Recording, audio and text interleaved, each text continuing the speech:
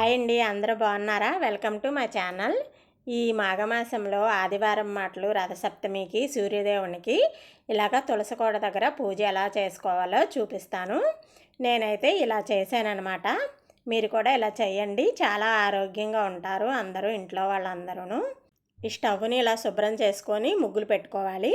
పెట్టుకున్న తర్వాత మనం ఎందులో వండుతున్నామో ఆ గిన్నెకి ఇలాగా పసుపు కుంకాలు పెట్టుకొని స్టవ్ మీద గిన్నె పెట్టుకోవాలి. పెట్టుకున్న తర్వాత ఇందులో పాలు పోసుకోవాలి. పాలు పోసుకున్న తర్వాత 3 సార్లు పొంగబెట్టాలన్నమాట. ఇలాగా పొంగబెడితే సూర్యనారాయణకి చాలా ప్రీతికరం అన్నమాట. ఈ పొంగిన తర్వాత మనం కడిగి పెట్టుకున్న బియ్యం వేసుకోవాలి. తర్వాత బెల్లం వేసుకోవాలి.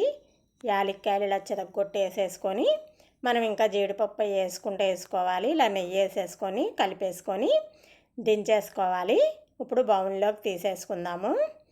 ఇప్పుడు ఇక్కడ తులసి కోట దగ్గర ఒక ప్లేట్లోని పసుపు వేసుకొని ఇందులో సున్నం ఉంటే సున్నం వేసుకోండి. సున్నం లేదనుకో మీకు సర్ప్ ఉంటుంది కదా, బట్టలు వాడే సర్ప్ వేసుకొని ఇలాగ ఎర్రగా వస్తుంది.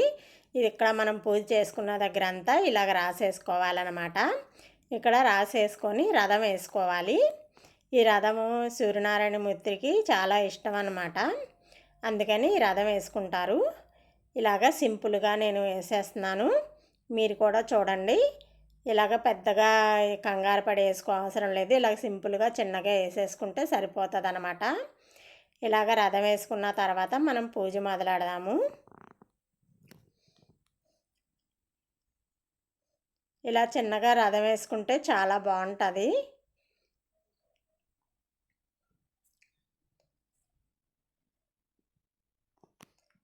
ఇలాగా ఇంటి ఎదురు కూడా ఇలా ముగ్గేసేసుకున్నాను. దీని మీద పసుపు కుంకాలు జల్లుకోవాలి.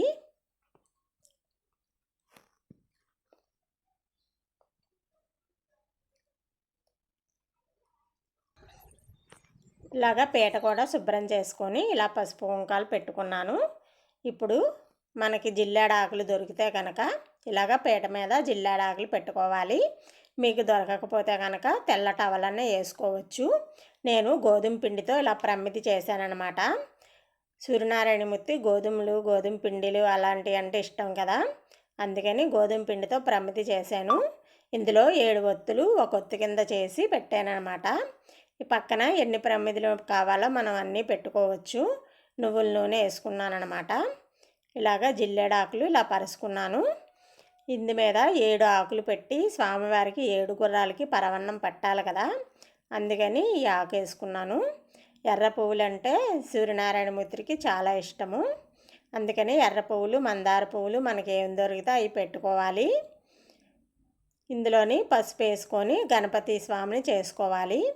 ఏ పూజ చేసుకున్నా గణపతిని చేయాలి కదా, అందుకని పసుపు గణపతిని చేసి ఇలాగా మనకి కుడివైపును పెట్టుకోవాలి. మన చెయ్యి కుడివైపును పెట్టాలి. స్వామివారు వచ్చేసరికి ఎడమ వైపు అవుతుంది.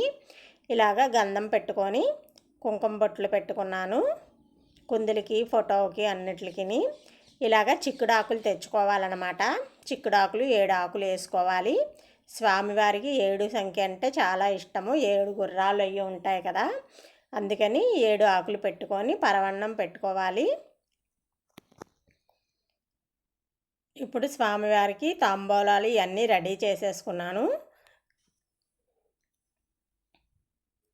ఇలాగ ఆచమనీయం చేసుకుంటున్నాను. ఆచమనీయం చేసిన తర్వాత పూజ మొదలెట్టుకోవాలి. 3 సార్లు ఆచమనీయం చేయాలి. తర్వాత సంకల్పం చెప్పుకొని దీపారాధన చేసుకోవాలి. దీపారాధన చేశాక వినాయకుడికి పూజ చేసి వినాయకుడికి నైవేద్యం పెట్టుకోవాలి. బెల్లమును కమలాకాయ పెట్టాను. ఇప్పుడు కలశ పూజ చేశాను. కలశ పూజ చేసి స్వామివారికి పవిత్రం చేయాలి. నీళ్ళు చల్లాలన్నమాట. చల్లిన తర్వాత ఇప్పుడు స్వామివారు ఎదుర్కొంటా ఉన్న ఈ గోధుమ పిండితో చేసిన దీపాన్ని వెలిగించుకోవాలి. వెలిగించుకున్న తర్వాత ఇప్పుడు పూజ చేసుకుందాము. ఇప్పుడు సూర్యనారాయణ అష్టకం చదువుకోవాలి. అష్టోత్తరం అన్నమాట. అష్టోత్తరాలు, అష్టకాలు చదువుకోవాలి. ఇప్పుడు ఆదిత్య హృదయం చదువుకోవాలి. ఇవన్నీ చదువుకొని స్వామివారికి పూజ చేసుకోవాలి. ఇక్కడ గాలి వచ్చేస్తుందని పీట అడ్డెట్టానమాట. ఇప్పుడు ఈ అష్టోత్తరాలు సూర్యనారాయణమూర్తికి అన్నీ చదివేసుకున్నాము. చదివేసుకున్న తర్వాత ఇప్పుడు నైవేద్యం అన్నీ చూపించాలి. ధూపం ఇచ్చుకుందాము. ఈ కడ్డీలు నేనే చేశాను. ఆ వీడియో కూడా ఉంటుంది, చూడండి ఛానల్లో. నైవేద్యం పెట్టిన తర్వాత తాంబూలం కూడా ఇచ్చుకోవాలి. ఇచ్చిన తర్వాత ఆచమనం చేయాలి. ఇప్పుడు తాంబూలం పెట్టాను. ఇప్పుడు హారతి వెలిగించుకుందాము. పచ్చకర్పూరం హారతి వెలిగిస్తున్నాను.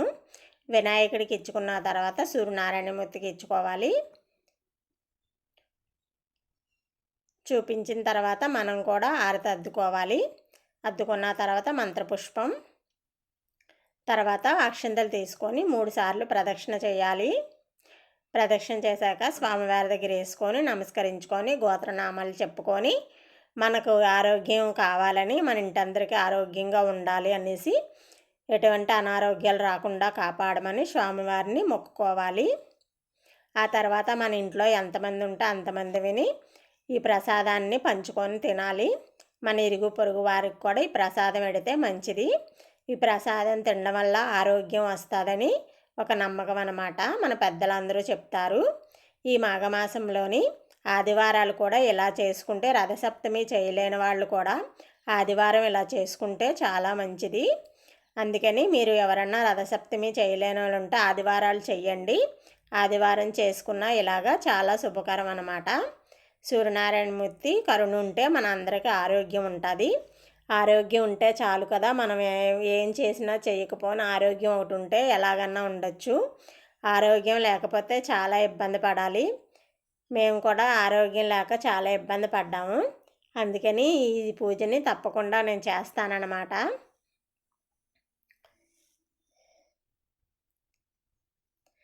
మీరు కూడా చెయ్యండి. రథసప్తమికి చేశాను.